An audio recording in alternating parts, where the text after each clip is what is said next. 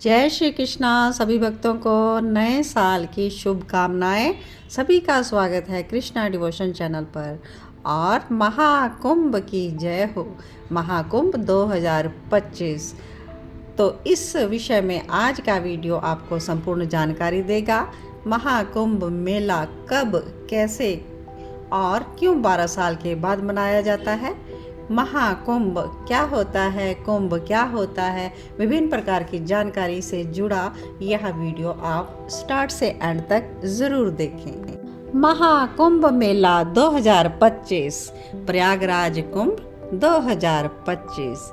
यह धार्मिक और आध्यात्मिक दृष्टि से सबसे महत्वपूर्ण और विश्व का सबसे बड़ा धार्मिक आयोजन संगम नगरी प्रयागराज में गंगा, यमुना और सरस्वती के त्रिवेणी संगम तट पर लगने जा रहा है। और इसकी तिथि है 13 जनवरी 2025 से यह स्टार्ट होगा और इस आयोजन का समापन 26 फरवरी को होगा। प्रत्येक 12 साल में होने वाला यह मेला गंगा, यमुना और सरस्वती नदी के संगम तट पर लगता है, यानी प्रयागराज में। और मान्यता है कि इस दौरान संगम में स्नान करने से पापों का नाश हो जाता है और मोक्ष की प्राप्ति होती है। आइए आगे हम जानते हैं महाकुंभ का मेला 12 साल के बाद ही क्यों लगता है और इसकी तिथि कैसे तय होती है। कुंभ का जो मेला है यह 12 होते हैं और इनमें 4 कुंभ पृथ्वी लोक पर लगते हैं। और 4 स्थान कौन से हैं? प्रयागराज, हरिद्वार, उज्जैन और नासिक। प्रयागराज यानी त्रिवेणी नदी का जो संगम है उसके तट पर यह मेला लगता है। और हरिद्वार गंगा नदी के किनारे पर है, वहाँ यह मेला लगता है। उज्जैन शिप्रा नदी के किनारे पर है और नासिक गोदावरी नदी के तट पर है। तो यहाँ 4 स्थान जो पौराणिक कथाओं और ज्योतिष गणनाओं के आधार पर चुने गए हैं, यहाँ पृथ्वी लोक पर 4 कुंभ जो है यह लगते हैं। और यह 12 वर्ष के बाद कैसे लगते हैं, तो आइए आगे समझते हैं। अमृत का अधिकार जब देवता और दानवों ने लेना चाहा तो उनके बीच में लगातार 12 दिन तक युद्ध हुआ था। और उनका जो 1 वर्ष है वह मनुष्यों के 12 वर्ष के समान है। और उनके झगड़े में, जो युद्ध में अमृत कलश से जो कुछ बूंदें छलक कर पृथ्वी पर गिरी, तो यहाँ 4 जगह पर गिरी, इसीलिए 4 कुंभ लगाए जाते हैं पृथ्वी लोक पर। और उनमें से 4 कुंभ पृथ्वी पर होते हैं और 8 कुंभ देवलोक में होते हैं। तो देवताओं के 1 वर्ष और मनुष्यों के 12 वर्ष के बाद कुंभ का मेला लगता है। देवताओं और दानवों के युद्ध के दौरान सूर्य, चंद्र और शनि आदि देवताओं ने कलश की रक्षा की थी। और उस समय की वर्तमान राशियों पर रक्षा करने वाले चंद्र, सूर्य दिक जो ग्रह हैं, जब यह आते हैं तब कुंभ का योग बनता है। और यह जो 4 पवित्र स्थल बताए गए हैं जहाँ पर यह बूंदे गिरी थी अमृत की, तो वहाँ प्रत्येक 3 वर्ष के अंतराल पर कर्म अनुसार कुंभ मेले का आयोजन किया जाता है।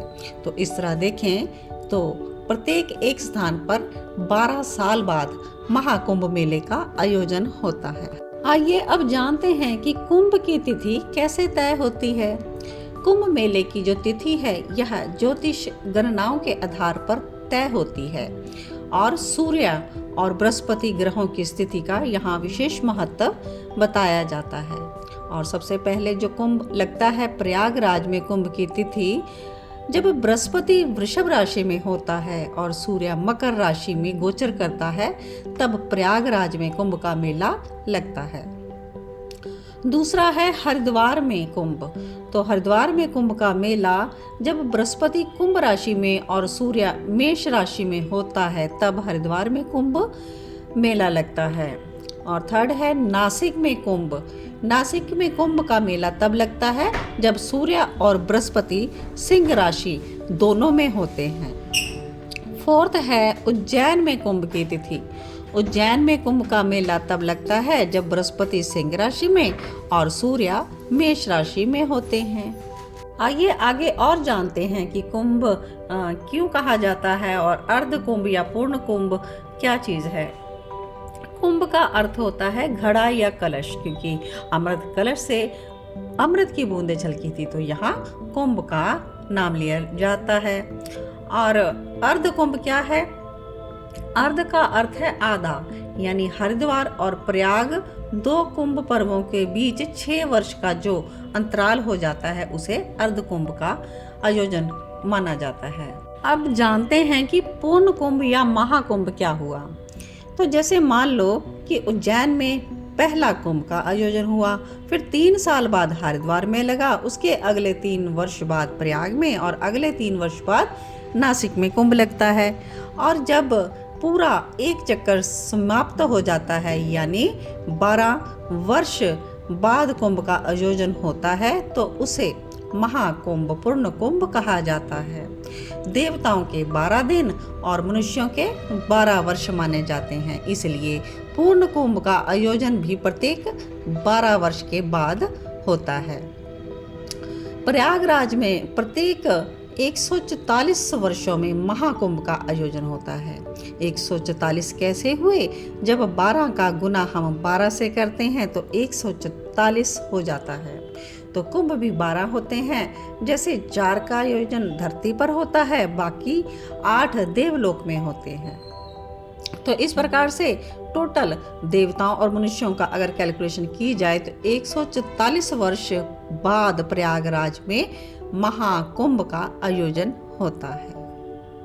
कुंभ के मेले का इतना विशेष महत्व क्यों होता है? क्योंकि यह कुंभ के मेले की जो तिथि है, यह खगोलीय घटनाओं पर ही नहीं बल्कि धार्मिक आध्यात्मिक ऊर्जा को भी ध्यान में रखकर तय की जाती है। पृथ्वी और आकाशीय शक्तियों के बीच का जो सामंजस्य स्थापित होता है, इसमें बहुत अधिक होता है कुंभ के दौरान। और इन तिथियों पर गंगा, यमुना, सरस्वती आदि पवित्र नदियों में स्नान करने से आत्मा की ही शुद्धि हो जाती है और इन योगों में किया गया दान पुण्य कई गुना अधिक फलदायी माना जाता है। और संगम इत्यादि में स्नान करने से पापों का नाश हो जाता है, मोक्ष की प्राप्ति होती है।